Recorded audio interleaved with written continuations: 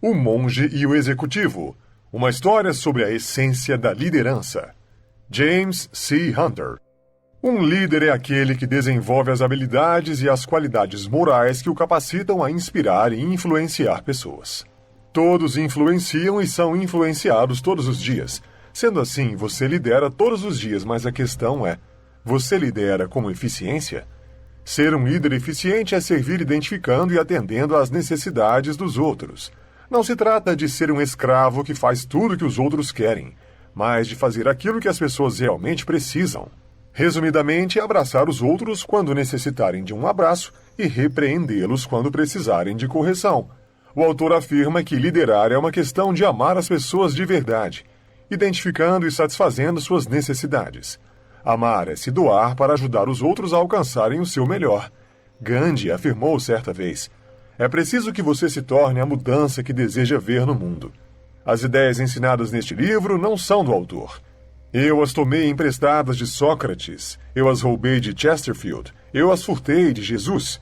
E se você não gostar das ideias deles, quais seriam as ideias que você usaria? Dale Carnegie. As definições. Estar no poder é como ser uma dama. Se tiver que lembrar às pessoas que você não é. Margaret Thatcher. A pessoa que descobrir o segredo da vida bem-sucedida terá a alegria de viver. Será considerado alguém íntegro e com um caráter super evoluído.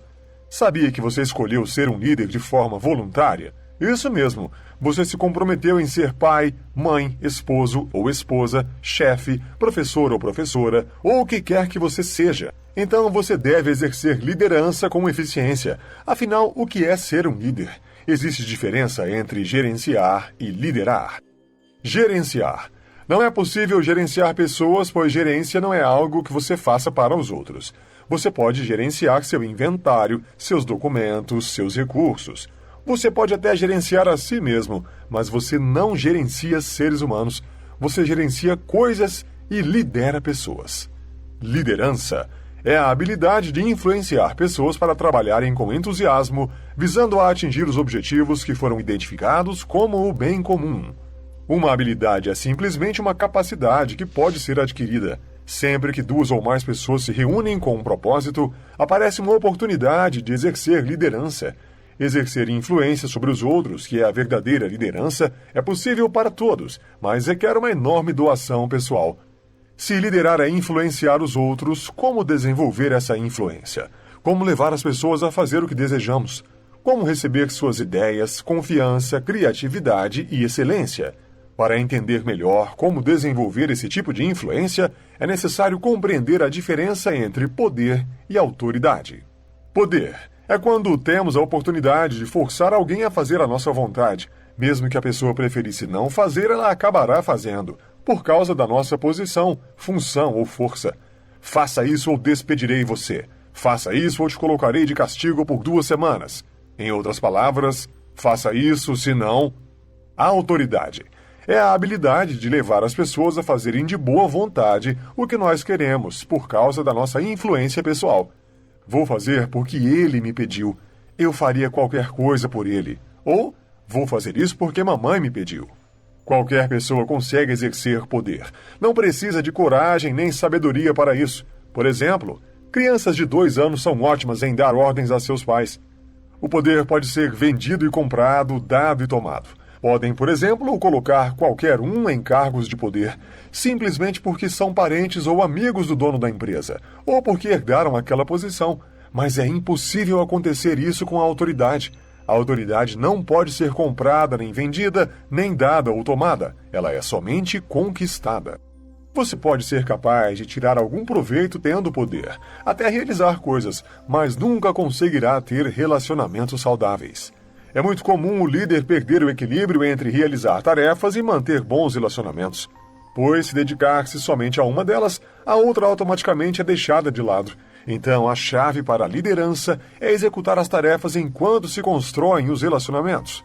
Tudo na vida gira em torno dos relacionamentos, com Deus, conosco, com os outros. Se tivermos relacionamentos saudáveis, teremos também famílias saudáveis, equipes saudáveis, igrejas saudáveis, negócios saudáveis e até vidas saudáveis. A confiança é o ingrediente mais importante para construir um relacionamento bem-sucedido. O velho paradigma. Se você não mudar a direção, terminará exatamente onde começou. Antigo provérbio chinês. Ouvir é uma das habilidades mais importantes que um líder deve escolher para desenvolver.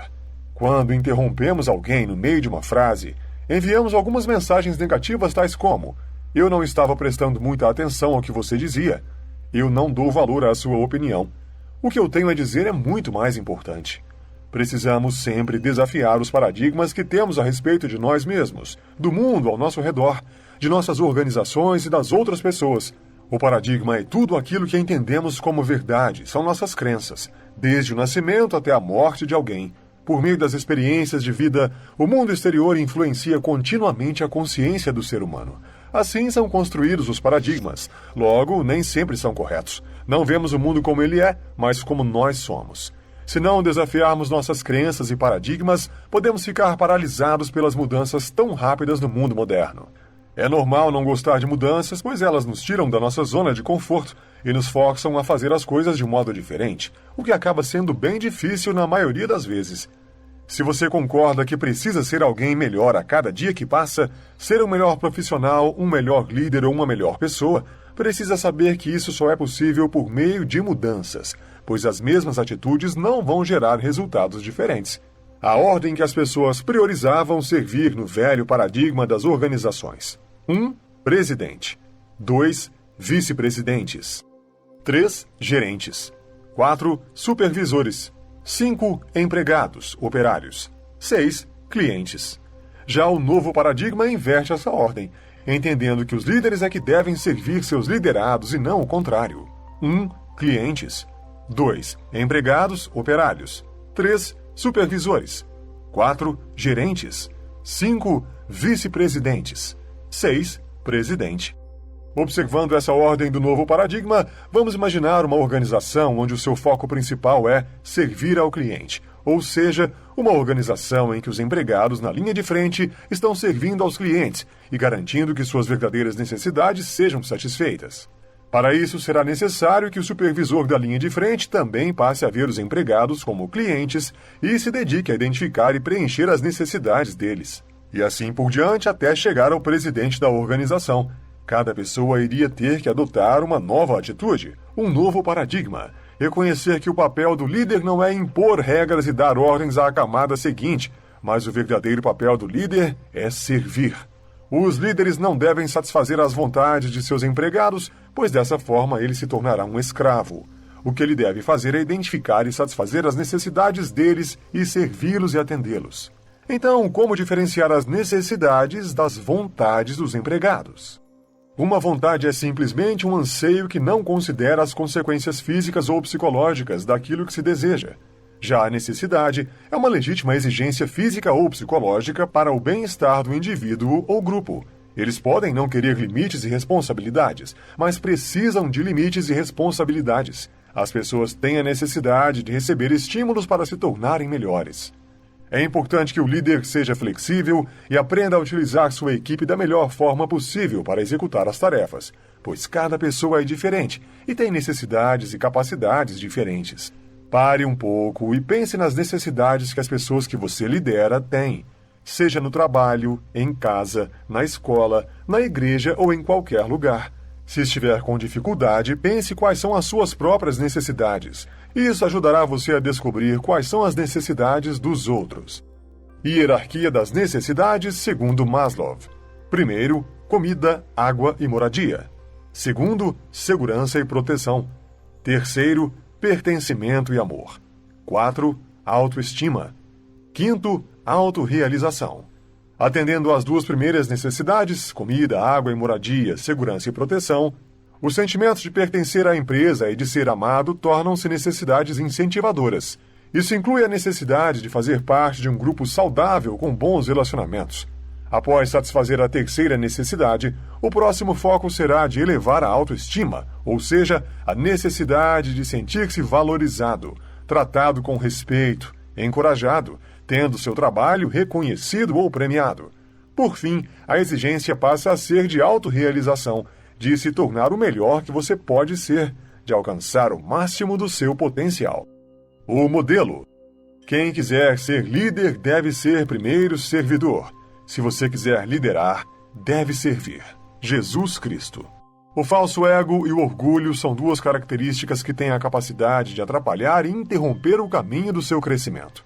Por isso, obedecer seus líderes na maioria das vezes é a melhor escolha. Pode te ajudar a crescer. Para o autor, o maior líder de todos os tempos foi Jesus Cristo, se analisarmos apenas suas práticas de liderança e a forma que exerceu influência ao longo da história, que inclusive exerce até os dias de hoje, ninguém poderá negar que ele foi o maior influenciador. Foram bilhões de pessoas e ainda continuará aumentando esse número. Não existe ninguém que ocupe um segundo lugar a ponto de ser comparado com esse nível de influência. Então começam a surgir as seguintes perguntas. Como exercer influência sobre as pessoas? Como conseguir que as pessoas realizem de bom grado o nosso desejo? Como envolver as pessoas e fazer com que se comprometam com o que você diz? E sobre o que se constrói a autoridade? De forma simples, Jesus disse que para liderar você deve servir, pois a autoridade é construída por meio de serviço e sacrifício, ou seja, identificar e satisfazer as necessidades legítimas dos outros. Funciona mais ou menos assim. Você colhe o que planta. Você me serve, eu servirei você. Você se arrisca por mim, eu me arriscarei por você. Pense nisso. Quando alguém te faz um favor, você não se sente naturalmente devedor ou com vontade de retribuir.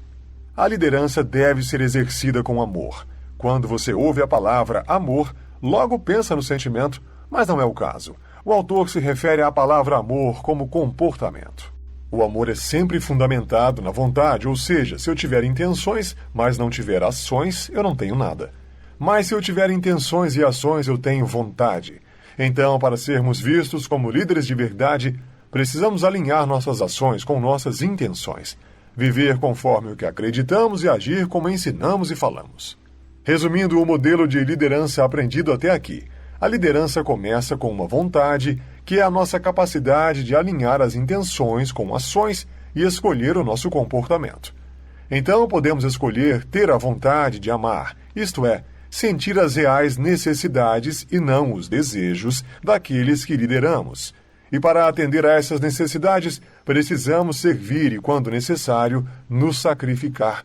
Se servimos e nos sacrificamos, exercemos autoridade ou influência, fazendo com que eles sintam vontade de nos retribuir com fidelidade, esforço, criatividade e assim por diante. Desta forma, conquistamos o direito de sermos chamados de líderes. Modelo de liderança. 1. Vontade. 2. Amor. 3. Serviço e sacrifício. 4. Autoridade. 5. Liderança. O verbo.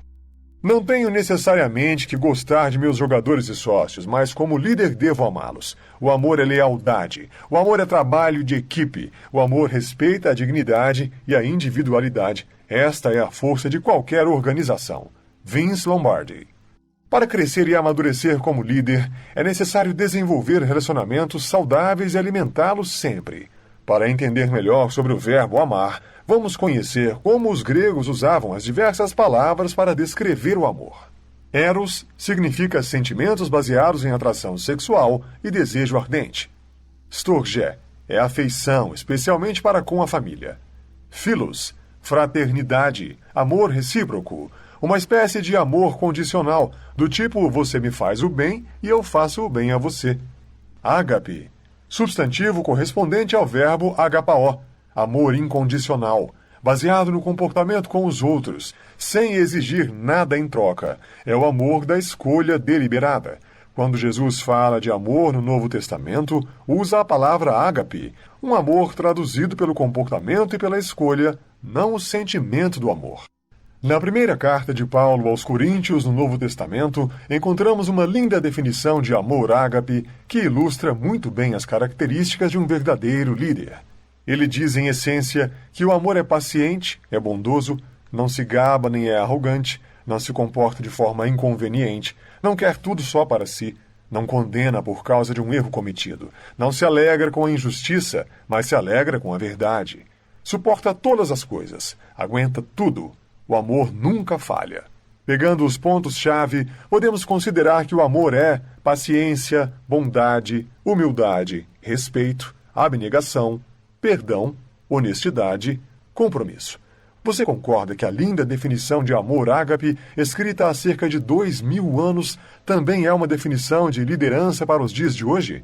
Amor ágape e liderança são sinônimos. Vamos entender melhor cada um desses traços de caráter de liderança? Observe que nenhum deles fala sobre o que sentimos, mas sim em como devemos agir. Paciência, mostrar autocontrole, saber esperar. Bondade, dar atenção, apreciação e incentivo. O ouvir ativo requer esforço consciente e disciplinado. Isso exige sacrifício, uma doação de nós mesmos para de fato entrar no mundo da outra pessoa. Isso se chama empatia. A prática do ouvir representa 65% de toda a comunicação. Humildade, ser autêntico sem pretensão, orgulho ou arrogância. Devemos entender que precisamos uns dos outros, mesmo que alguns finjam não precisar. Respeito, tratar os outros como pessoas importantes. Faça elogios sinceros e específicos. Se elogiar toda a equipe dizendo todo mundo fez um bom trabalho, não demonstrará que são importantes e poderá causar ressentimentos, porque talvez nem todos tenham participado ou se empenhado naquela atividade. A abnegação, satisfazer as necessidades dos outros, mesmo que seja necessário sacrificar as suas. O oposto de abnegação é o egoísmo, onde suas necessidades vêm primeiro. Perdão, não se ressentir quando for enganado.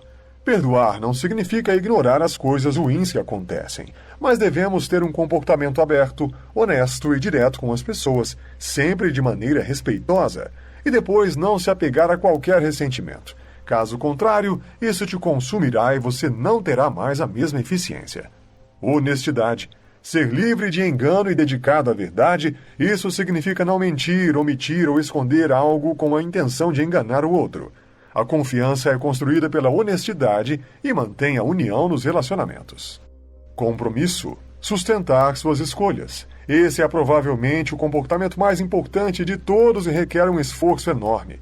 Se você não estiver comprometido como líder, terá grande chance de parar de exercer autoridade e voltará a uma posição de poder. Infelizmente, esse comportamento está se tornando cada vez mais raro, pois o mundo ensina que, se não quiser o bebê, pode abortar. Se não quiser o cônjuge, é só divorciar-se. Ou seja, estamos vivendo em uma sociedade descartável. Hoje em dia, todos querem estar envolvidos, mas ninguém quer estar comprometido. O verdadeiro compromisso produz crescimento do indivíduo e do grupo. Tudo isso precisa de muito esforço e trabalho, e para isso é que nos comprometemos quando voluntariamente escolhemos nos tornar líderes. Ninguém disse que seria fácil.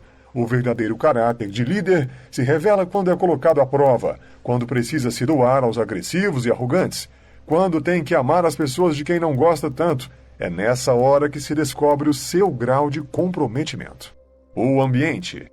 Homens e mulheres desejam fazer um bom trabalho. Se lhes for dado o ambiente adequado, eles o farão. Bill Hewlett.